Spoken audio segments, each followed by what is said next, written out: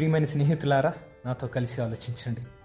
ఒక వ్యక్తి తన జీవితం గురించి ఆలోచనలు మునిగిపోయి వీధుల్లో ప్రశాంతంగా నడుచుకుంటూ వెళ్తున్నాడు. అకస్మాత్తుగా అతనికి ఒక బోర్డు కనిపించింది. దానిపైన దేవుని దుకాణము అని రాసి ఉంది. అతడు ఆశ్చర్యపోయి అక్కడే ఆగిపోయాడు. భయం కంటే కొంచెము కుతూహలం ఎక్కువగా ఉండటంతో అంత వింతైన ప్రదేశం ఎలా ఉంటుందో చూడాలని లోపలికి వెళ్ళాడు. లోపలికి అడుగు పెట్టగానే అతడు అద్భుతానికి లోనయ్యాడు. అక్కడ వాతావరణం అంతా కూడా చాలా ప్రశాంతంగా ఉంది. వెలుగులతో నిండి దాదాపు స్వర్గంలాగా ఉంది.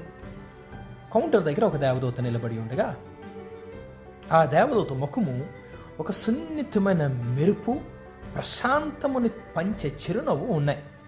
ఆ వ్యక్తి ఆశ్చర్యముతో ఇలాగా తనలో తను గొనగడం సాగాడు. ఇది నిజంగా కాకపోవచ్చేమో, ఇది నిజంగా దేవుని దుకాణమేనా అని అనుకున్నాడు. అయితే కౌంటర్ దగ్గరికి వెళ్ళి ఆ దేవదూతాన్ని ఇలా అడిగాడు, ఇక్కడ దేవునికి సంబంధించిన వస్తువులు అమ్ముతారా అని అడిగాడు. దేవదూత మెల్లగా ఇలా సమాధానం ఇచ్చాడు, లేదు సోదరా, మేము ఇక్కడ ఏమీ అమ్మము, అంత ఉచితంగా ఇవ్వబడుతుంది. ఆ వ్యక్తి కళ్ళు ఆశ్చర్యంతో పెద్దవి చేశాడు. చుట్టూ చూస్తే నమ్మలేని వస్తువులు ఉన్నాయి.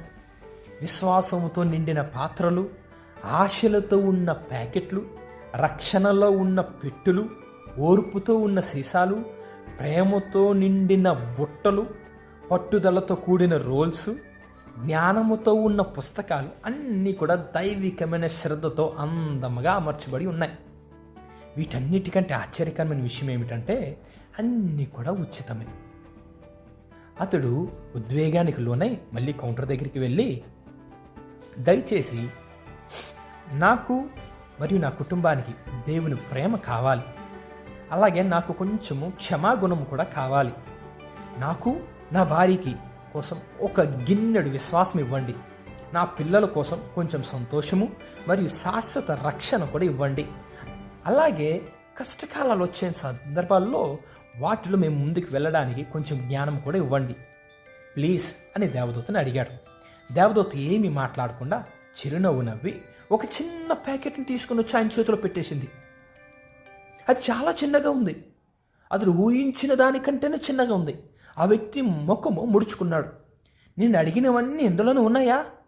మీరు ఖచ్చితంగా చెప్పగలరా? ఆ ప్యాకెట్ చాలా చిన్నగా ఉంది అని అన్నాడు. ఆ దేవదూత ప్రశాంతంగా ఇలా అన్నాడు, ప్రియమైన సోదరా, దేవుని దుఃఖ